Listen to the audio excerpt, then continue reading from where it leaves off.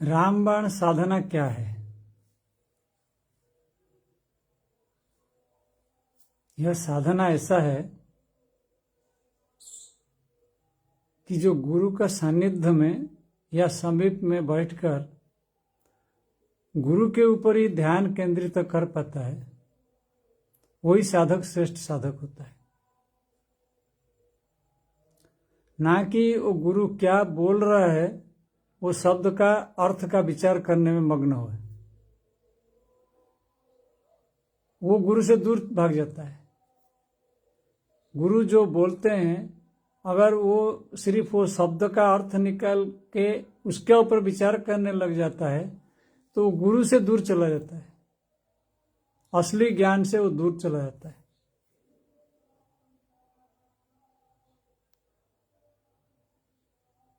रामबाण साधना चूक जाता है। गुरु का शब्द जो है वो संकेत मात्र है। गुरु का बोलना यही है कि तुम पूरी तरह से मग्न हो जाओ, डूब जाओ, बस इतना ही है। तुम अपने अंदर पूरी तरह से खो जाओ। उनका शब्द का अर्थ यही है। और तुम क्या करते हो? गुरु का शब्द का अर्थ निकल के बस उसके ऊपर जो है तर्क वितर्क करते हो, चाहे बाहर करो गुरु के साथ या किसी के साथ, या अपना मन में उसको तर्क वितर्क करते रहो। उससे तुमको ज्यादा फायदा नहीं निकलेगा। उससे तुम्हारा पांडित्य बाहर निकल के आएगा, निखर के आ जाएगा। दूसरे को समझाने के लिए पांडित्य तो मिल जाएगा तुमको, पर असली ज्ञान नहीं मिलेगा। असली ज्ञान से चूक जाओगे। असली ज्ञान तो जो है उसके लिए कुछ ज्यादा शब्द की आवश्यकता है ही नहीं। जानते हुए भी गुरु इतना बोलते हैं। क्यों बोलते हैं? कृपावशत बोलते हैं। उनका कृपा है, वो बोलते हैं। क्योंकि वो इसीलिए बोलते हैं कि उनका शब्द का ऊपर जो ध्यान न देके उनके ऊपर ध्यान दे देगा, वैसा शिष्य उनको चाहिए, वैसा ही साधक उनको चाहिए। बाकी तो सब सुनेंगे, धीरे धीरे धीरे धीरे क्रमश उनका जो है तो अभिवृद्धि होगा। ये नहीं बोल रहा हूं कि गुरु का वाक्य को सुन के उसका ऊपर तर्जमा करने से कुछ बहुत गलत हो जाता है, नहीं। वो लंबा रास्ता है, तय हो जाएगा। उसमें घूमता फिरेगा आदमी, पकड़ में नहीं आएगा ज्ञान। क्योंकि ज्ञान को कोई भी शब्द रूप के अंदर व शब्द रूप का माध्यम से बांध नहीं सकता। ना शब्द से ना रूप से बांध सकता है ज्ञान को, उससे ऊपर है वो। तो गुरु का जो वाक्य है, वाणी है, शब्द है, वो ध्वनि रूप ले लेता है। वो ध्वनि रूप जो है तुम्हारा हृदय में जो है, हृदय ग्रंथि को जो है भेदन कर देता है। तुम चुप हो जाते हो, मुग्ध हो जाते हो, आनंद में लीन हो जाते हो गुरु का वाणी सुन के। फिर उस टाइम तर्जमा करने का या कुछ उसका विचार करने का समय किसके पास है? फुर्सत किसको है? इसीलिए एक बात मेरे को याद पड़ रहा है यहाँ पे बताने के लिए। जब रामकृष्ण जो है जानबूझ के विवेकानंद को कुछ मजाक उड़ाते थे, तो विवेकानंद बोलते थे, मैं आपका सुनने के लिए नहीं आया हूं, मुझे अच्छा लगता है आपका सानिध्य में बैठना, इसलिए मैं आया हूं आपके पास। अब क्या बोलते हो क्या नहीं बोलते हो उसके ऊपर मैं ज्यादा नहीं जाता। मैं आपको वाणी को जरूर सुनता हूं। आपका जो शब्द है वो मेरे अंदर भेद कर जाता है। आपका जो दृश्य है बस मेरे हृदय में उतर जाता है। भाई इतना ही तो चाहिए, मुझे नहीं चाहिए और कुछ ज्यादा। तो इसलिए विवेकानंद विवेकानंद बन पाए। लेकिन आजकल क्या हो रहा है? आजकल लोग जो है गुरु के पास जाते हैं या कोई भी मतलब चीज है उसके ऊपर उलझन सृष्टि करते हैं। उलझन पैदा करते हैं, अपना मन में उसका हजारों अर्थ निकाल देते हैं, कहीं से पढ़ें कहीं से सुने, उसके साथ उसको मिला के उसको जजमेंट करने लग जाते हैं। अरे वही एक श्लोक का हजारों अर्थ है, कहां से तुम समझोगे उसको, कहां से पकड़ोगे? शास्त्रों को ऐसे नहीं पकड़ सकते हो। सारा जीवन अगर एक श्लोक के ऊपर भी तुम कोशिश करोगे जानने के लिए, नहीं जान पाओगे। एक श्लोक का अर्थ सारा जीवन में नहीं जान पाओगे।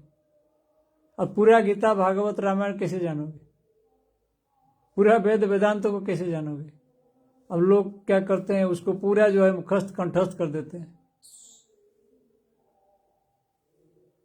यह केवल अपना पांडित्य दिखाने के लिए दूसरे को, मैं इतना पंडित हूं, मैं इतना जानता हूं, गीता का इतना श्लोक याद कर रहा हूं, हाँ फलाना अध्याय में फलाना श्लोक में गीता में भगवान ये बोले हैं, ये सब बोलने के लिए बस तुम माहिर हो जाओगे,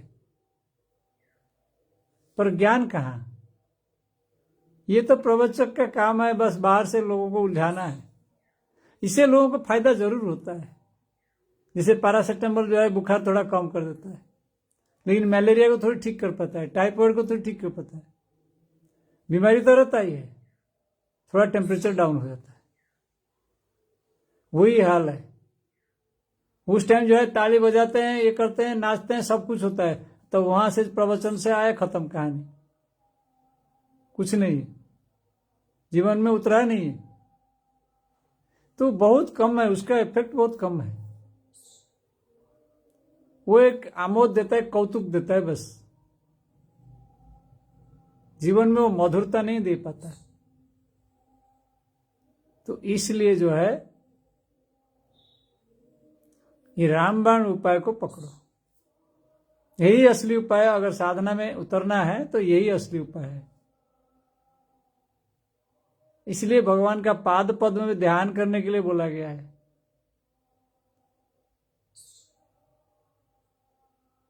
सब कुछ छोड़ के भगवान का पास समर्पण होने के लिए, गुरु का पास समर्पित होने के लिए बोला गया है। कि जितना सुनना है, तर्जमा करना है, वो तो ठीक है, बुद्धि का काम है, वो कर लिया, खत्म। उसको जितना जल्दी खत्म कर दोगे अच्छा है, उसका लिपापोती हो जाना चाहिए जल्दी। अब मन तो विचार करेगा ही, तर्क करेगा ही, तर्जमा करेगा ही, तो उसको बोलना है चुप बैठो, हो गया तुम्हारा काम। बहुत सारा विचार कर लिया, थोड़ा बहुत पढ़ लिया, थोड़ा विचार कर लिया, बस हो गया काम। अर्जुन को भगवान वही बोले आगे चल के, जो है ये सब कुछ तुम सुन लिया, समझ लिया, विचार कर लिया, बस अभी कुछ नहीं करना है, अब जो मैं बोल रहा हूं वही करो। अर्जुन बोला ठीक है, आप जो बोलोगे मैं वही करूंगा। तो उस टाइम और विचार करने का, तर्जमा करने का उपाय ही नहीं रहेगा, वो अपने आप ही उतरेगा ऊपर से, स्वर्ग से आरोहण करेगा, वो मतलब अवतरण करेगा, वो अपने आप ही अवतरण करेगा ज्ञान। जब उस स्टेज में चला जाएगा तो रामबाण साधना यही है। तो यहां जो है स्वर्गावतरण होता है, ज्ञान जो है ऊपर से अपने आप उतरता है, अनायास ज्ञान आ जाता है, उसको कुछ नहीं करना पड़ता है। उसके लिए ज्यादा मतलब कुछ तर्क वितर्क नहीं करना, ज्यादा पढ़ना लिखना भी कुछ नहीं करना पड़ता है।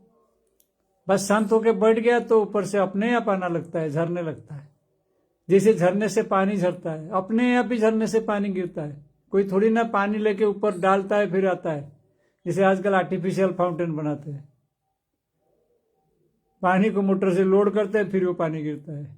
वो कोई थोड़ी झरना है, नेचुरल थोड़ी है, वो नेचुरल स्ट्रीम नहीं है। लेकिन हमारे अंदर जो गंगा माता है तो वो नेचुरल स्ट्रीम है,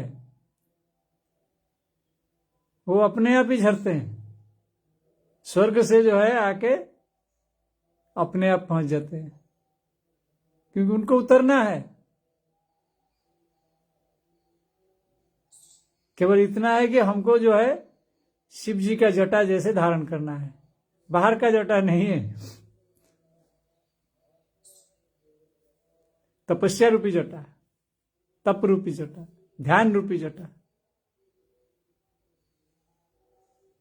बुद्धि का जो सबसे उच्चतम शीर्षतम रास्ता है वहां पहुंचना है।